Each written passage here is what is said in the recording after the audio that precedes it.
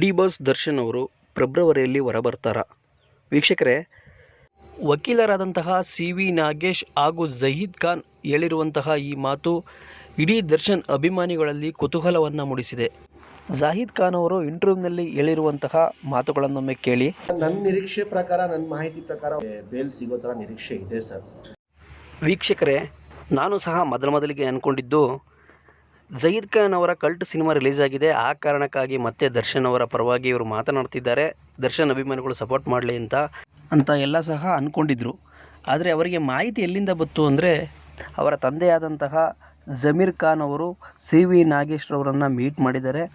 ಹಾಗಾಗಿ C V Nagesh ರವರು ಅವರಿಗೆ ಪೂರ್ತಿ ವಿಚಾರವನ್ನು ತಿಳಿಸಿದ್ದಾರೆ. ವೀಕ್ಷಕರೇ, ನಿಮಗೆ ತಿಳಿದಿರಬಹುದು, ಹೈಕೋರ್ಟ್ನಿಂದ 40 ಲಕ್ಷವನ್ನು ಖರ್ಚು ಮಾಡಿ ಇದೇ ಸರ್ಕಾರ ದರ್ಶನ್ ಅವರಿಗೆ ಬೇಲನ್ನು ಕ್ಯಾನ್ಸಲ್ ಸಹ ಮಾಡಿತ್ತು. ಆ ಕಾರಣದಿಂದ ಸಿ ವಿ ನಾಗೇಶ್ ಅವರು ಸಹ ಆದಷ್ಟು ಬೇಗ ಬೇಲ್ಗೆ ಪ್ರಯತ್ನ ಮಾಡಬಾರ್ದು ಅಂತ ಸುಮ್ಮನೆ ಕೂತಿದ್ರು. ಹಾಗೆಯೇ ಇತ್ತೀಚೆಗೆ ನಡೆದಂತಹ ಬೆಳವಣಿಗೆಗಳನ್ನು ಕಂಡಂತಹ ಸಿ ವಿ ನಾಗೇಶ್ ರವರು ಸೆಕ್ಷನ್ ಕೋರ್ಟ್ನಲ್ಲಿ ರೇಣುಕಾಸ್ವಾಮಿಯವರ ಸ್ವತಃ ತಾಯಿಯವರೇ ದರ್ಶನ್ ಅವರ ಪರವಾಗಿ ಸಾಕ್ಷಿಗಳನ್ನ ಹೇಳುವ ರೀತಿಯಲ್ಲಿ ಹೇಳ್ತಾರೆ. ಇದನ್ನು ಕಂಡಂತಹ ಪಿ ಅವರು ಪ್ರಸನ್ನ ಕುಮಾರ್ ಅವರು ಪ್ರತಿಕೂಲ ಸಾಕ್ಷಿಯನ್ನಾಗಿ ಪರಿಗಣಿಸಬೇಕು ಅಂತ ಕೇಳ್ಕೊಂಡಿರ್ತಾರೆ. ಅದರ ಪ್ರಕಾರ ಅರ್ಜಿನೂ ಸಹ ಹಾಕಿರ್ತಾರೆ. ಇದನ್ನು ಕಂಡಂತಹ ಜಡ್ಜ್ ಸಾಹೇಬರು ಪ್ರತಿಕೂಲ ಸಾಕ್ಷಿಯನ್ನಾಗಿ ಪರಿಗಣಿಸಲು ಆಗೋದಿಲ್ಲ ಅನ್ನೋ ಕಾರಣಕ್ಕೆ ಅರ್ಜಿಯನ್ನು ತಿರಸ್ಕರಿಸ್ತಾರೆ. ಇದೇ ಅರ್ಜಿಯನ್ನು ಮತ್ತೊಮ್ಮೆ ಪ್ರಶ್ನಿಸಿ ಪ್ರಸನ್ನ ಕುಮಾರ್ ಅವರು ಹೈಕೋರ್ಟಿನ ಮೆಟ್ಟಿಲನ್ನು ಏರಿದ್ದಾರೆ.